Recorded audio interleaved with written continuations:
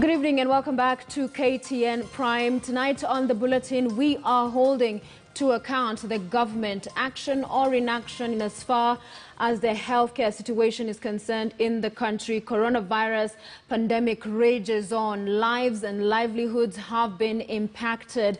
And tonight on the show, we have been having with us the government spokesperson, kind of retired Cyrus Oguna, also the vice chair of KMPDU, Dr. Alan Ochanji, is live with us. Gentlemen, thank you so much for staying on here on KTN Prime.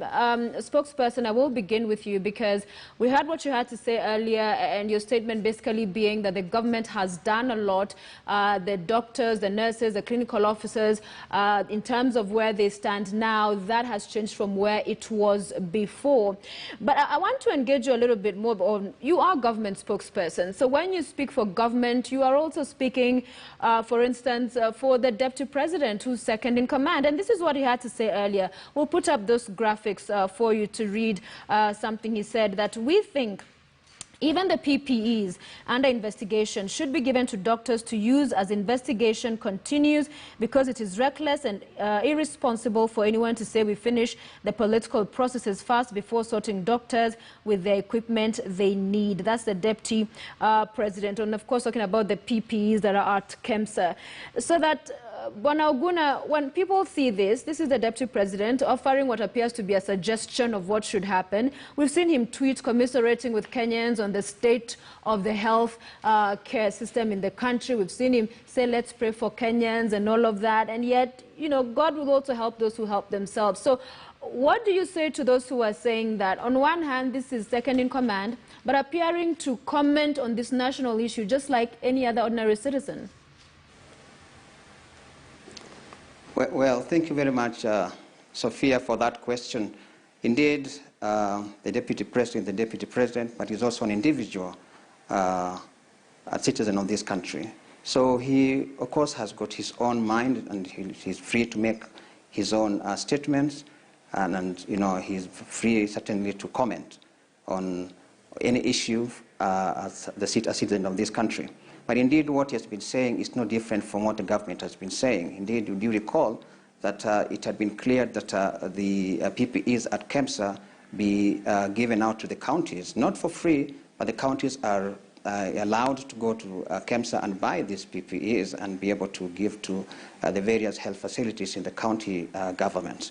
But also remember, the county governments are also allowed to be able to buy the PPEs from any other source, for as long as they are able to get to the health facilities. So indeed, what the deputy president is saying is no different from what has been said. Even what Parliament did clear, that the PPEs be given out to be used by the healthcare workers in our health facilities, but of course having been purchased by the county government at the going market rates. He is an individual, he is a Kenyan citizen, as you said, but he's also the deputy president. He holds that office in trust. And so people would expect it's more of action and movement when pronouncements are made, as opposed to what would be described as wishful thinking. Because on that same KEMSA issue, we saw what came out in Parliament, that a phone call was made and that the KEMSA officials were saying the minister, that CS Health, should put it in writing so that those actions can be implemented. So the government appears to be all over the place on this matter. And Ochanji, Doctor, perhaps respond to that and what you make of all this playing out before I go back to the spokesperson.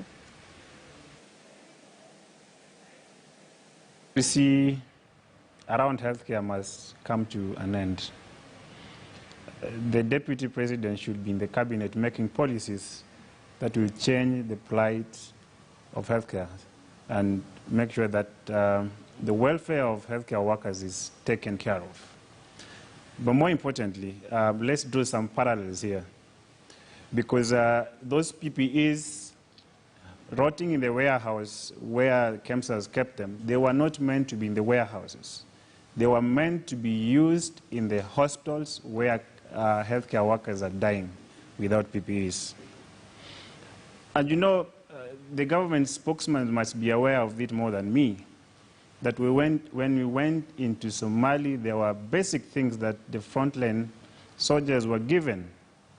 I might not know all the details, but I'm sure they were given some form of helmet, some form of bulletproof vest, some form of gun, And you know, how do you expect our frontline healthcare workers to face COVID without, protective gown, without covering the head, without N95 mask, without shoe cover? I mean, it's impossible. And so we are here talking at a point when we've lost close to 40 healthcare workers, and then we are storing protective devices in a warehouse. Really, that's absurdity. And you know, we can't be sitting here and talking about this thing and continue losing healthcare workers. When a soldier gets injured today in Kenya, they have a dedicated facility. My Forces Memorial, they'll go and get treated there. Our senior colleague, Dr. Lushula, died in Harvey Hospital in Kisumu.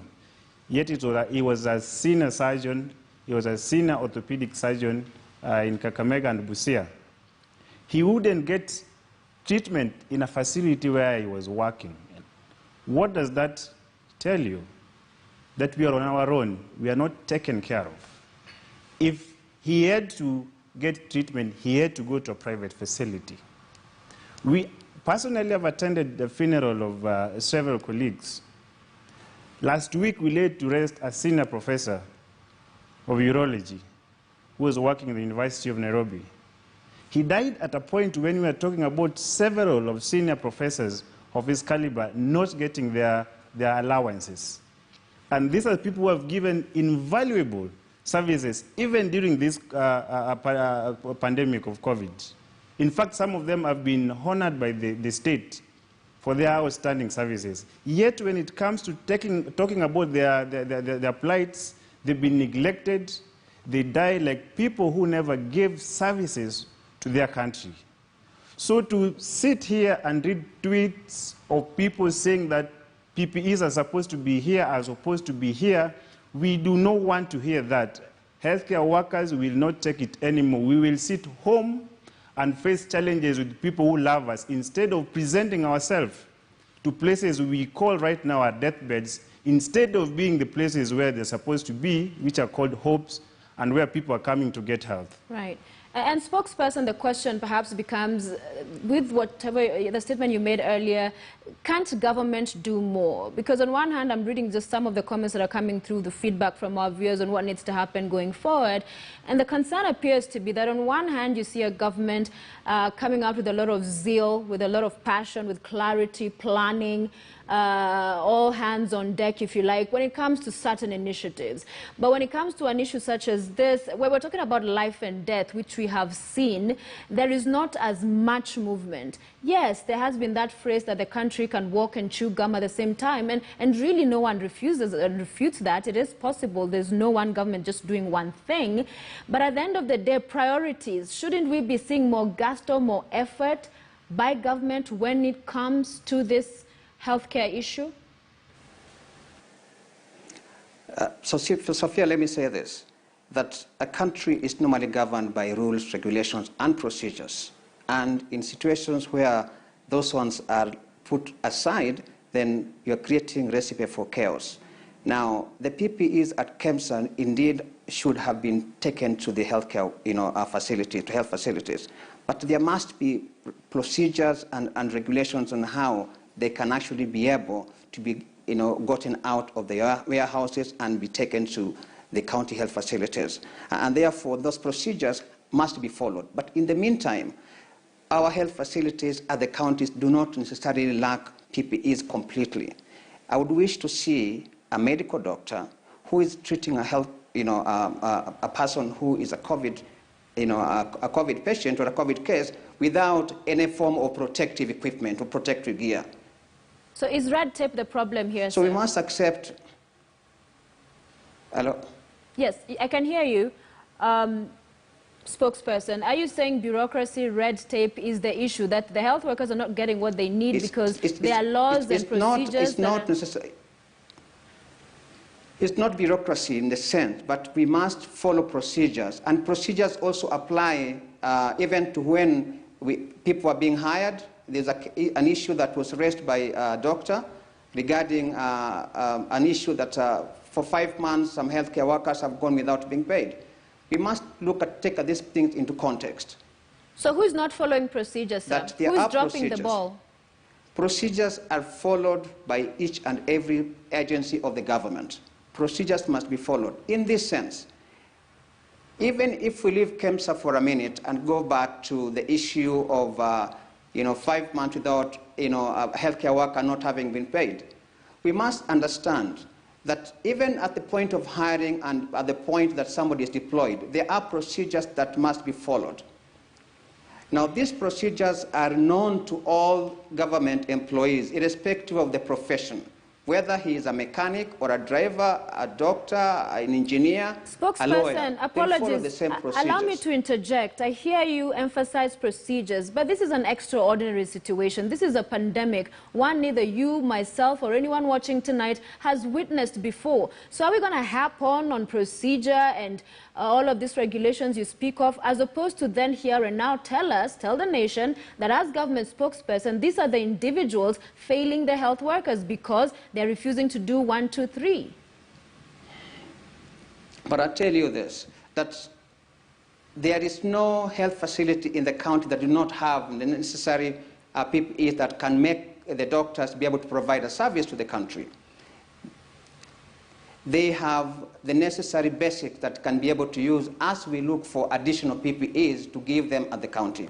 And therefore, the argument that the doctors are actually working with no form of protective equipment is not true. Even as we address the issue of KEMSA, there are provisions that have been put in place to ensure that all our healthcare workers at the front line have got necessary equipment or necessary gear for them to be able to provide service to our people. Vice Chair KMPDU, the spokesperson saying it is simply not true that there are health workers working without PPEs in the Republic. Sophia, you know you are on your own if the government starts mentioning procedures. We start mentioning procedures at a point when our colleagues are dying. We are the end users of these PPEs. We wouldn't be coming here to make noise if we had quality and adequate number. This is about our lives. It's not about spreading rumors and lies. When we say that we don't have adequate and quality protective equipment, we mean it. We are the end users. We are the one who work in those hospitals. We wake up every day to go to those facilities to give our services to the nation the way we took the oath. So when we say we don't have enough, we mean it, Sophia.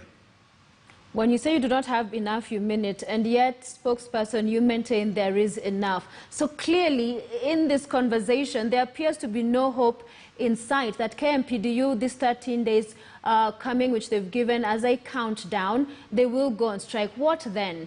That if you're adamant, procedures, they have the equipment, so who will come to the aid of Kenyans? Not only the health workers, but Kenyans. Sophia, we're talking about if we don't have enough. We have PPEs that can be able to make the frontline healthcare workers provide service to our people. Even as we sort out the issue of KEMSA, there is sufficient PPEs to be able to be used by our doctors to provide service to our people at the county hospitals. And yet that's not the only issue, sir. We have oxygen, the supply of oxygen being an issue as well that has been raised. Those 5 months, going months without salaries, compensation like the likes of the late Dr. Mugusu and others. So there are numerous issues. It's not just one issue. The issue of salaries, and I did mention it, that these are procedure in the sense that anybody who is employed in government, there are procedures to be followed. And indeed, some of them will be paid after maybe 2 months, others will be paid after 3 months, depending on how they themselves also responded. Because there is a portion that they must themselves be able to respond in order for the process to be completed. And I don't want to focus on an individual, I just want to give out how the procedure would normally go. But the procedure will start with the PSC advertising out the jobs, all right? And eventually they'll, give the necessary or the relevant ministry, the people that have been able to pass the interview. And then after that, there will be a letter of offer that will be given. Now, from the time the letter of offer is given to the time a letter of appointment is given out, takes a bit of time, okay, depending on how the person who has been employed reacts. If it takes a bit of time to respond, then certainly all other processes will be delayed. In very many cases, such process will take about 3 to 4 months. In the case that is being referred to, I can tell you for free that it was not 5 months. What evidence is there to prove that? Well, if you want evidence, we'll be able to provide that evidence to you.